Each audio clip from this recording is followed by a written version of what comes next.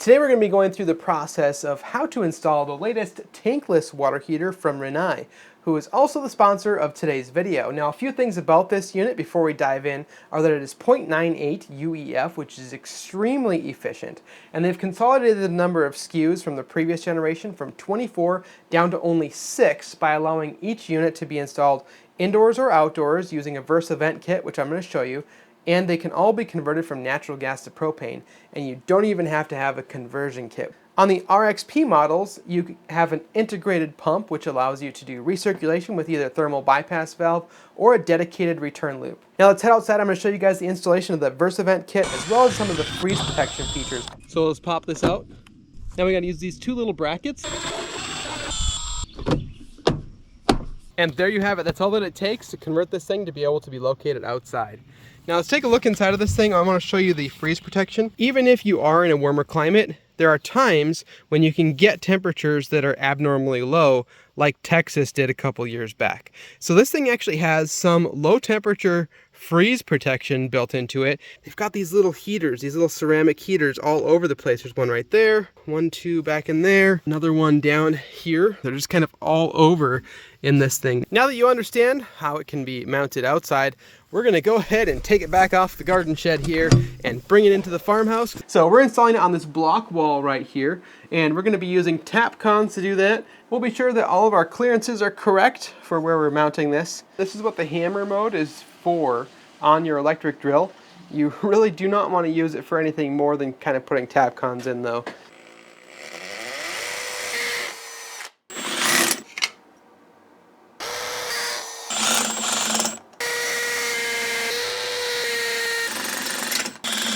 And the bracket is even level.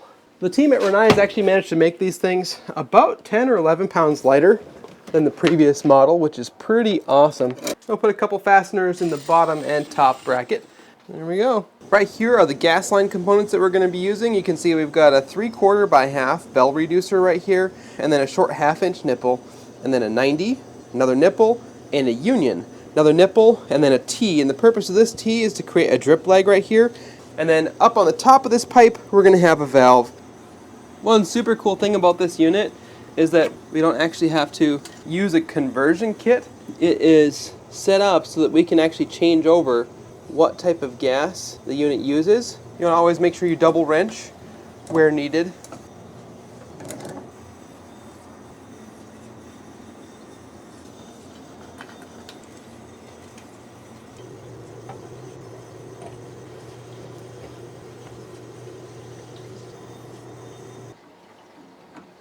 We're going to use this standoff bracket setup in order to support our gas line and make sure that there's not extra strain put onto the actual gas valve of the unit.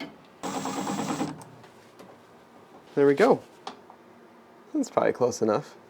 Now we can use some bubble leak detector, but basically if we have any leaks, there will be bubbles. We'll give us a few minutes and then double check. Now Rinnai makes it really simple to be able to vent these things with 2-inch PVC. That's going to be the vast majority of the time. But there are a lot of other options as well. But by far the best method in my opinion is going to be using PVC. We are going to be doing a direct vent setup. And direct vent means that we have fresh air coming in here from the outside and exhaust right here going out to the outside.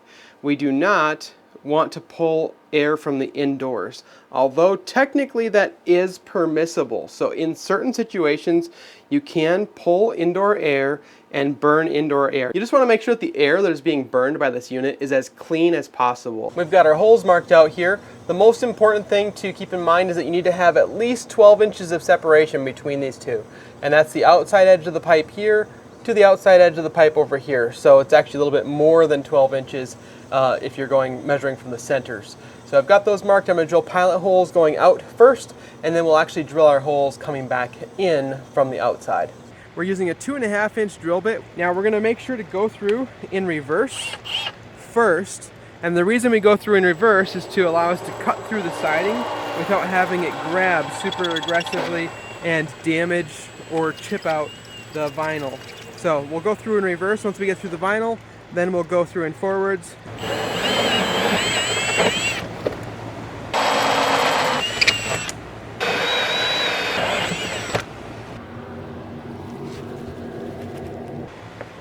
before we glue all this and attach it, we actually need to dump a little bit of water into the exhaust of the water heater. And the reason for that is it's going to go through and fill the condensate trap in the bottom of the water heater. It's supposed to be about 1 1/4 cups. This is probably quite a bit more than we need. We should start to see some water running out the bottom. And once we get water running out of there, we know that our condensate trap has been filled up. On the exhaust pipe, we want to make sure that we have slope coming back to the unit, and that is because there can be condensation that happens inside of the exhaust, and you want that to come back into the unit and drain out the condensate drain. Now on the intake, we actually don't want it to slope back. We want it to be level or maybe even slightly pitched outward. We're going to go ahead and glue up our exhaust first. 1/4 inch per foot is what we're targeting. We want to have a level handy so that we can tweak them a little bit as they dry, because you have a little bit of adjustment that you can do. Alright, it's looking good. Now we just need to put fasteners in right here and here. These are stainless steel screws. Now we're going to go ahead and install these little screens on the outside to help keep birds and stuff from building their nests inside of the vents. We install them into the 90-degree fittings with these little stainless steel screws. You want to be sure that all obstructions are clear around your vents so that you prevent any sort of recirculation of the exhaust to the intake. You also want to make sure that you have at least 12 inches from your exhaust to the ground or anticipated snow level. We're going to go ahead and connect our condensate line. The important thing to remember with this is that we cannot reduce this in size. So what we're using today is a 1/2 inch thread by 5/8 barb fitting, and we're using a PVC coupler that is 1/2 inch female thread on both sides in order to connect it here. So we'll just go ahead and apply a little bit of pipe dope, and then we can install our coupler. With these plastic fittings, you don't really have to get them super tight. We will still grab a wrench and snug it up a little bit more. You don't want to over tighten it because you run the risk of cracking the fitting. So we're going to call it good right there. And now we can take our vinyl drain tubing. We're going to run this over to the drain. Now we got to be careful to make sure that it slopes all the way down to the drain, because we do not want to put any traps into the line, because it already is trapped up inside of the unit. So we don't want a secondary trap further down. For those of you who aren't aware, a trap would be something like this, where you're going to end up with a water sitting in the pipe all the time. We want all of the water to drain out of the pipe, out of the hose at all times. We could run this in rigid PVC of some kind, either 1/2 inch rigid PVC, or sometimes I'll even upsize it to do 3/4. These are the two different Rinnai valve kits that are available to go with their tankless water heaters. Make sure you order the correct one when you order your tankless water heater. These right here are their standard valves. You can see that we have isolation valves, which allow you to quickly isolate the water heater from the system, as well as valves up here that allow us to do a flush on the unit on an annual basis. It's very important maintenance that is required. And then of course we have a port right here for our relief valve, which is required for safety. Now the only difference with this kit versus the other one is that this has a dedicated return line, which is how we're going to be setting up my system today. Now this is actually included with the water heater. This is a thermal bypass valve, and you install this at the most remote fixture, and what it does is allows water from the hot side to be pushed over into the cold side until the temperature increases to where you then have hot water. This can be a really good alternative if you don't have a dedicated return loop like we're setting up today. We've got PEX adapters ready to be installed in our valve kits, thread tape and pipe dope on each one of these connections. And in case you haven't seen me do this before, I'll go ahead and do this first fitting for you guys. We're going to use pipe dope and thread tape, and you want to hold the roll like this with the tape kind of over your finger, and then put it underneath the fitting and wrap it clockwise like this. Use the pliers wrench wherever possible because it mars the fittings up a lot less. Alright, there we have it. All the hot fittings have been assembled. On the return line right here, if you look inside, we actually have a gasket which means we don't actually need to use any thread sealant on this. So anytime you have a gasket, thread sealant is not necessary. And the cold side is assembled. All right, we'll start with our cold water inlet. Up next, we'll do our hot water outlet. Now we'll cut a short piece to go on our relief valve.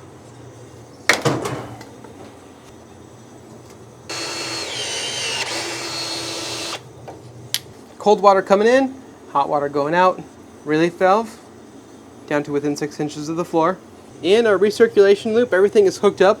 We should be ready to turn everything on. So we're going to go ahead and get the air purged out of the system. We'll turn on our cold water inlet down here. And our hot water outlet. I've got the faucet on upstairs so the water should purge. The air should purge out quite nicely.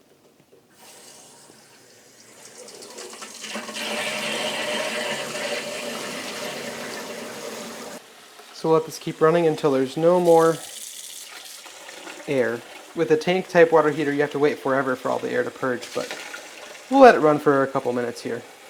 Now in order to get all the air out of the return line, we're going to have to take this cap off right here and attach a hose that will allow us to purge all of the air out of our return loop. So we're just going to go ahead and get our hose over here to a drain, and then we can go ahead and turn on our purge valve right here.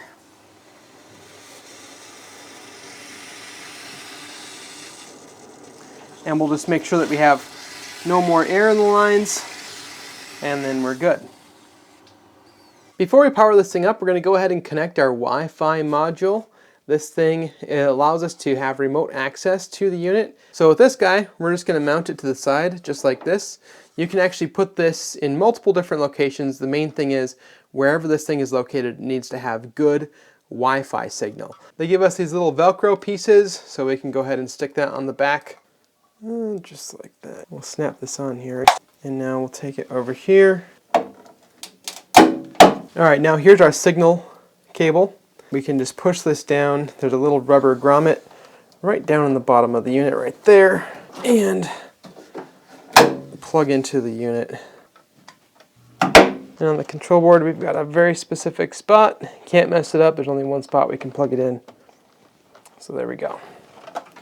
Alright, our Wi-Fi module has been connected. So now we are ready to connect power to the system. I'm going to go ahead and plug in our cord. We could go through and manually configure everything, but I think we're going to go ahead and try to connect the app. When you first power on the unit, it's going to say set on the display right here. Now I wanted to show you guys how to do this, however I forgot that it was something that we could only do on the initial setup. So I'm going to have to use some B-roll from Rinnai, so thanks guys, I hope you're okay with that. But basically this allows us to be able to choose the type of gas, natural gas or propane, as well as the installation location, either indoors or outdoors, and we can do all of that without removing the cover. And once you've selected your settings, you go ahead and hit the power button, and that's going to save those into the unit. And once that's done, it's done. You can't do it again from the front display, but you can do it with taking the cover off and activating the setting the manual method. And you'll see here in just a second, we're going to continue with the app, and that's how I configured it the first time. So right here is the Rinnai Central app, and I've got the installer version. Basically you sign in if you are a contractor or installer so that you can go ahead and do the configuration. So you can see connect to a Rinnai Bluetooth enabled water heater, and we're going to go ahead and give it the permissions that it needs. Press the BLE button on the water heater to make the device discoverable. There's a Bluetooth button right here. Oh yeah, sure enough, popped up right away. Continue, and go ahead and pair. We're going to go through the quick setup and just see kind of what settings it's going to tell us. Oh yeah, look at that right away. Jumps straight into the fuel type. You can see right there we've got the choice between natural gas or propane. So we're going to convert it to propane with one tap. How crazy is that? So we're going to go ahead and hit continue with propane.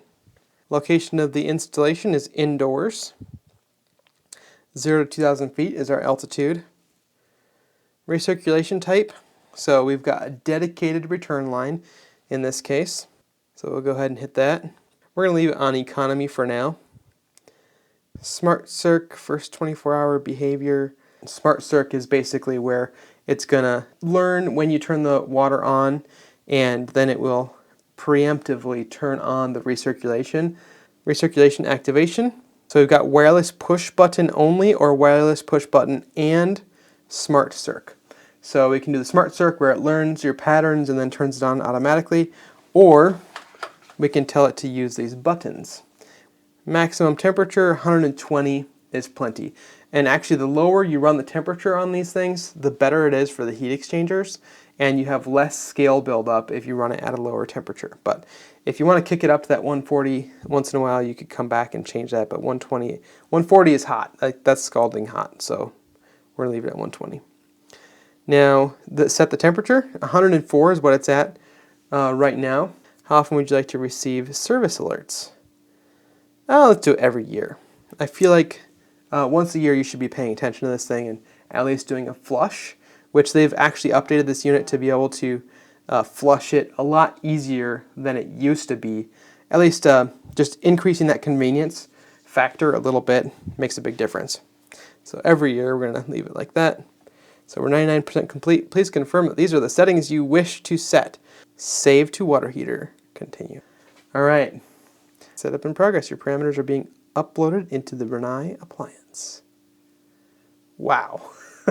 Okay, that is so much nicer than going through and just hitting like, ABC, all these different numbers and parameters. Oh, hey, let's peel this off.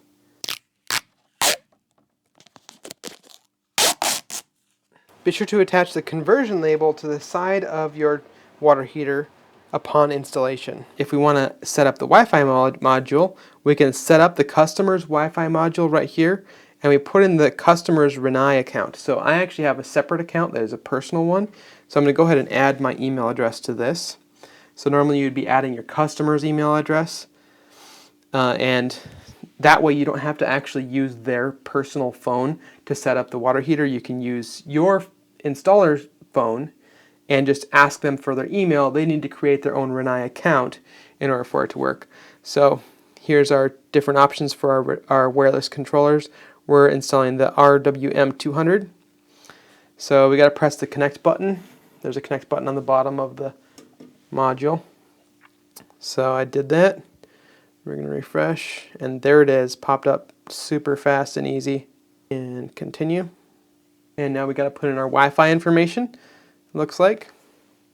See if it pulled it up. It pulled it up just fine. So I just got to put in my password and now wait for it to connect. This is so fun. I love it when you get to this part of the job where you're like configuring stuff like this. It's just so exciting. Oh, by the way, see the water lines behind me? They're not like super tidy at the moment, and that's because we're in the process of replumbing this house. So the water lines are not in their final configuration quite yet. On our Wi-Fi module, we can see that we have a solid blue light, so we are ready to proceed. It gives me the option to name the house that this is in. Sweetwater Farmhouse. We are in Central Time Zone, and we're going to click Finish. Boom. Just like that, we've configured it. Now it's ready for our customer to have access through their Rinnai account. In this case, it's me. I just have to switch right up here. I can switch to my personal account, just like this. And now I can see Sweetwater Farmhouse. Here's the water heater. Oh, this is so cool. Let's see what happens. So it says not in use. Turning on the water.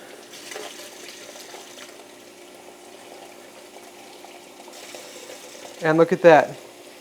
It says in use. That is so cool. Oh yeah. There we go. That's the first warm water from our tankless water heater. That completes the installation of this tankless water heater. I do have some other projects coming up that you guys might be interested in, so make sure you're subscribed if you want to learn more about heat pump water heaters. In the meantime though, I'll put a couple of relevant videos here on the screen for you guys to choose from. Thanks so much for watching, and we'll talk to you in the next one.